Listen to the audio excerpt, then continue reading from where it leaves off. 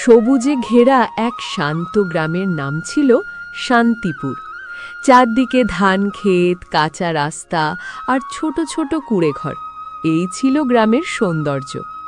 ভোর হলেই পাখির ডাক আর গরুর ঘণ্টার শব্দে গ্রামটা যেন জীবন্ত হয়ে উঠত। এই গ্রামেই থাকত এক গরিব কিন্তু সৎ ছেলে, গোপাল। তার মা ছিল তার একমাত্র আপনজন। বাবা অনেক আগে মারা গিয়েছিল, তাই ছোটবেলা থেকেই গোপাল খুব দায়িত্বশীল হয়ে উঠেছিল। প্রতিদিনের মতো আজও গোপাল ভোরে উঠে মাকে সাহায্য করছে। মা, আজ আমি জঙ্গলে কাঠ কুড়াতে যাচ্ছি।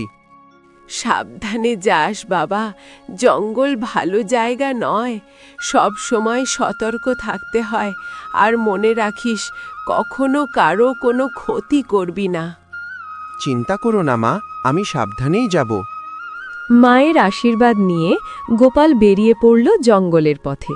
তার মনে ছিল একটাই ইচ্ছে, সৎ পথে পরিশ্রম করে মাকে সুখী করা। জঙ্গলের ভেতরটা ছিল রহস্যে ভরা। লম্বা লম্বা গাছ, ঝোপঝাড় আর অজানা শব্দ, সব মিলিয়ে একটু ভয়ঙ্কর আবার সুন্দরও। গোপাল কাঠ কুড়াতে কুড়াতে জঙ্গলের আরও গভীরে চলে গেল। হঠাৎ তার চোখে পড়ল এক অদ্ভুত দৃশ্য। একটি বড় আম গাছ, কিন্তু সেই গাছের আমগুলো অদ্ভুতভাবে ঝলমল করছে। আরে, এ কেমন আম গাছ? আমগুলো তো সোনার মতো চকচক করছে। গোপাল কাছে যেতেই হঠাৎ এক রহস্যময় কণ্ঠ ভেসে এলো। সবাই এই গাছের আম তুলতে পারে না। কে কে কথা বলছে? গাছের পেছন থেকে ধীরে ধীরে বেরিয়ে এলেন এক বৃদ্ধ সাধু। তার চোখে ছিল জ্ঞান আর মুখে শান্ত হাসি। ভয় পেও না ছেলে, আপনি কে? আমি এই জাদুর গাছের রক্ষক। জাদুর গাছ? হ্যাঁ, এই গাছ সাধারণ গাছ নয়। এখানে সৎ মানুষ এলে গাছ তাকে পুরস্কার দেয়, কিন্তু লোভী মানুষ এলে তাকে দেয় শাস্তি। গোপাল কিছুক্ষণ চুপ করে রইল, তারপর ধীরে বলল, আমি শুধু একটা আম নিতে চাই, আমার মায়ের জন্য। যাও, একটা আম তুলে নাও। গোপাল হাত বাড়িয়ে একটি আম তুলল, আর তখনই ঘটল আশ্চর্য ঘটনা। এক ঝলমলে আলো ছড়িয়ে পড়ল চারদিকে।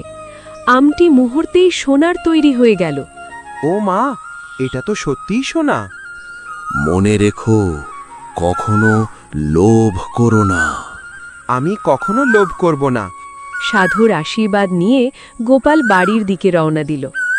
গ্রামে ফিরে গোপাল সব ঘটনা মাকে বলল। প্রথমে মা বিশ্বাস করতে পারছিল না, কিন্তু সোনার আম দেখে সে অবাক হয়ে গেল। ধীরে ধীরে খবর ছড়িয়ে পড়ল পুরো গ্রামে। শুনেছ, গোপাল নাকি সোনার আম পেয়েছে। এই খবর পৌঁছে গেল গ্রামের সবচেয়ে লোভী মানুষ জমিদার রঘুনাথ রায়ের কানে। সোনার আম? তাহলে সেই গাছটা আমার চাই। রাতের অন্ধকারে জমিদার চুপি চুপি জঙ্গলে ঢুকল। আজ সব আম নিয়ে যাব। সে একের পর এক আম তুলতে লাগল। হঠাৎ গাছটা কাঁপতে শুরু করল। লোভী মানুষ, তোর শাস্তি হবেই। হঠাৎ সব আম পাথরে পরিণত হয়ে জমিদারের মাথায় পড়তে লাগল। ওরে বাবা, বাঁচাও বাঁচাও! ভয়ে আর ব্যথায় জমিদার দৌড়ে পালিয়ে গেল। পরদিন সকালে গোপাল আবার জঙ্গলে এলো। তুমি সত্যি সৎ ছেলে, তাই এই গাছ তোমাকে আশীর্বাদ স্বরূপ সোনার আম দিচ্ছে।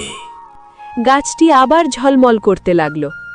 আমি এই সোনা দিয়ে গরিব মানুষদের সাহায্য করব।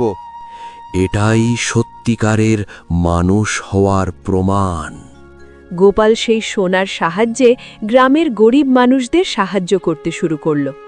কেউ খাবার পেল, কেউ ঘর বানালো, কেউ নতুন জীবন শুরু করল। গোপাল সত্যিই ভালো ছেলে। সৎ মানুষ কখনো খালি হাতে থাকে না।